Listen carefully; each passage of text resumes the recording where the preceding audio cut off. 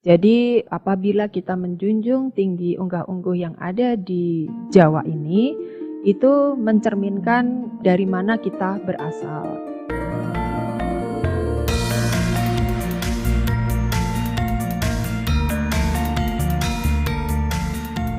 Salam Rahayu, selamat bergabung lagi dalam podcast Rembuk Roso Putri Kedaton episode 3 dengan tema Budaya Unggah-Ungguh.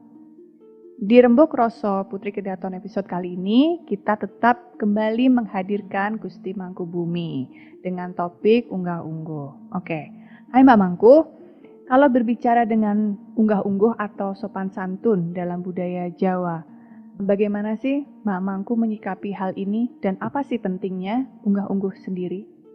Ya, unggah-ungguh sendiri itu adalah bagaimana kita mempunyai sopan santun di dalam diri, kemudian sopan santun terhadap orang lain. Nah, dengan mempunyai sopan santun ataupun unggah-ungguh, berarti itu kita menghargai dan menghormati kepada orang lain. Gitu. Ya, contoh halnya mungkin seperti kalau kita lewat di depan orang yang lebih tua, gitu ya, itu agak membungkuk, kemudian mengucapkan permisi, numpang lewat, atau kalau dalam bahasa Jawanya dari langkung. gitu, Ya. ya. Kalau pengalaman Mbak Mangku mendapatkan pendidikan unggah-ungguh itu dari kapan? Ya, kami sejak kecil tentunya sudah diajari ya dari cara makan umpamanya gitu. Ya. Dari kalau kita makan itu nggak boleh ada suara gitu. Ya. Kemudian selalu mengucapkan minta tolong, mengucapkan terima kasih, hal-hal yang paling mudah itu. Oh, oke. Adakah ajaran khusus dari Ngesot Dalem tentang unggah-ungguh di dalam keraton? Ya, kalau khusus itu kita bicara utamanya adalah cara berbicara gitu. Jadi kita kan punya bahasa Jawa ini 3 tingkat tutur ya. gitu. Jadi ada Jawa Ngoko, Jawa Madya, kemudian tentunya juga Kromo Inggil. Nah, kalau Ngoko itu kita buat sesama, kemudian kalau Madya itu lebih ke mungkin kalau kita lagi baru ketemu sama orang. Ya, gitu masih ada sedikit sungkan. Ya, begitu. Kemudian kalau Kromo Inggil ya tentunya kepada yang lebih tua.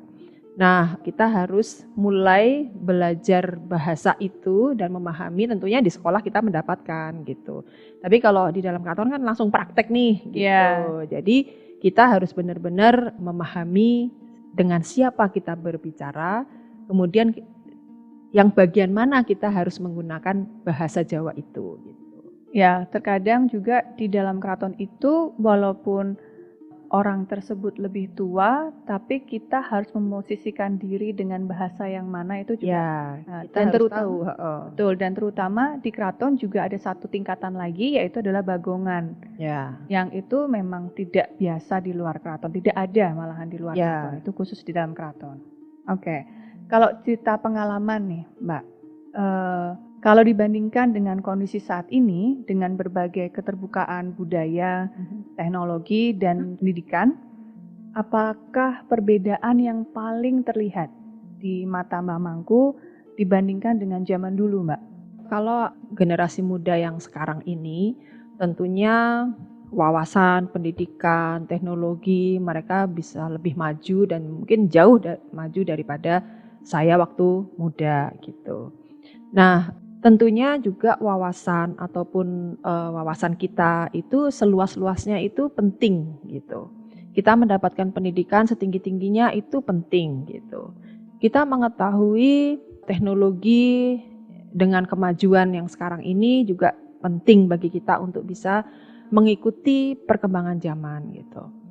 Tapi jangan lupa bahwa kaki kita ini harus terus berpijak pada dari mana kita berasal gitu. Jadi kalau kita berasal dari Jawa, ya kita nggak boleh lepas dari adat istiadat ataupun sopan santun yang kita punyai. Bahkan kita harus menjunjung tinggi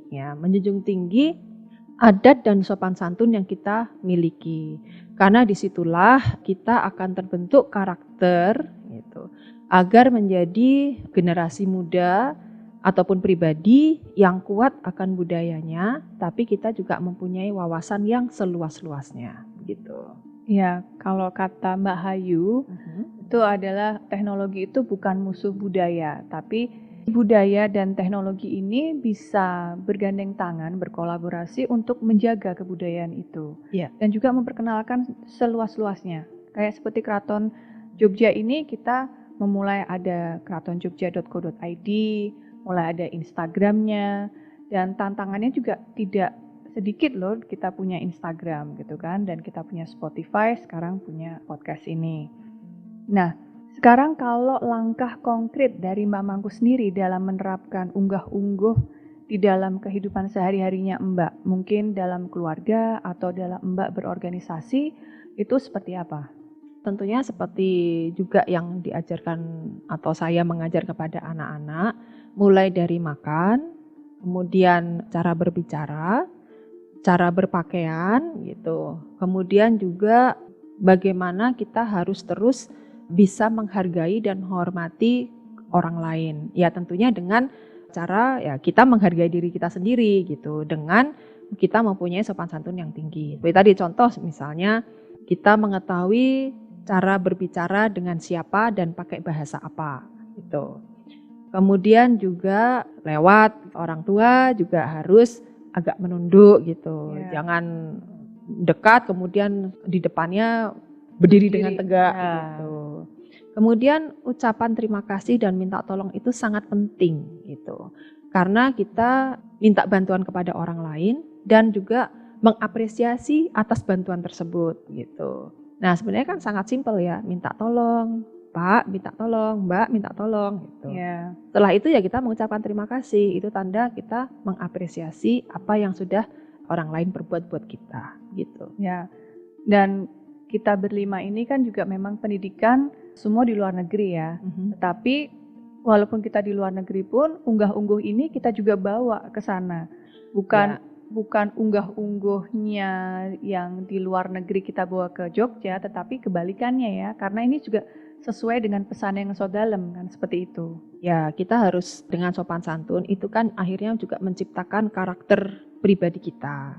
Nah, jadi kalau kita juga mempunyai sopan santun yang baik, nah tentunya mau kita pergi kemana aja, ujung-ujung negara-negara itu pun juga pastinya orang lain juga bisa menghargai kita.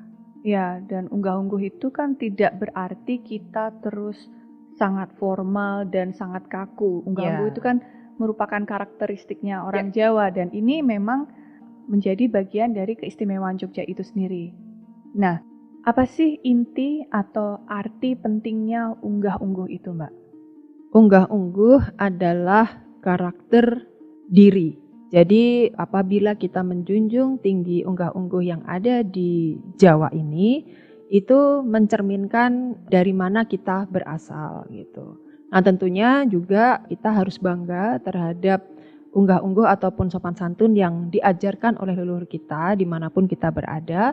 Kita kan banyak sekali nih ya, dari bahasa kita punya ratusan di Indonesia ini. Kemudian adat istiadat itu juga kan berbeda-beda.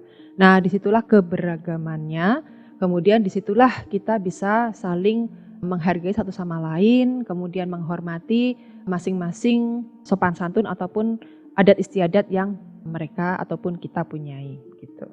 Ya, unggah-ungguh ini jangan disepelekan karena memang ini menjadi karakteristik orang Jogja ya, budaya Jawa yang sangat melekat sebenarnya dengan Jogja, terutama di dunia pariwisata. Yogyakarta itu terkenal dengan orangnya itu ramah-ramah, sopan santun gitu ya, murah senyum. Lalu mereka kalau ada wisatawan yang membutuhkan bantuan, mereka tidak segan-segan membantu, menolong, betul. Dan ini memang menjadi identitas kesopan santunan Jogja dari semua mata yang memandang Jogja, gitu ya.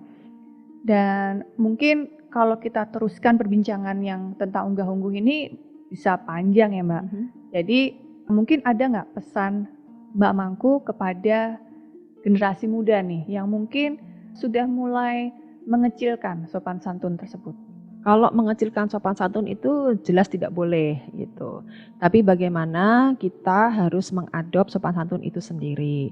Karena itulah cerminan karakter pribadi dan juga wilayah di mana kita berpijak gitu ya. Jadi contoh kalau orang Jogja nggak mungkin karakternya galak gitu. Iya. Karena orang Jogja itu kan ramah gitu. Nah, itu harus kita lestarikan dan itu menjadi tentunya kembali lagi bahwa sopan santun yang kita miliki itu adalah cerminan kita pribadi gitu. Jadi jangan disepelekan, jangan ditinggalkan gitu. Dan Jadi, itu harus diteruskan ke anak-anak teruskan kita ya. diajarkan kepada anak-anak gitu. Oke. Matur nuwun Mamangku, sampun rembuk bareng. Jumpa lagi untuk menyambung rasa dalam rembuk rasa berikutnya. Pareng.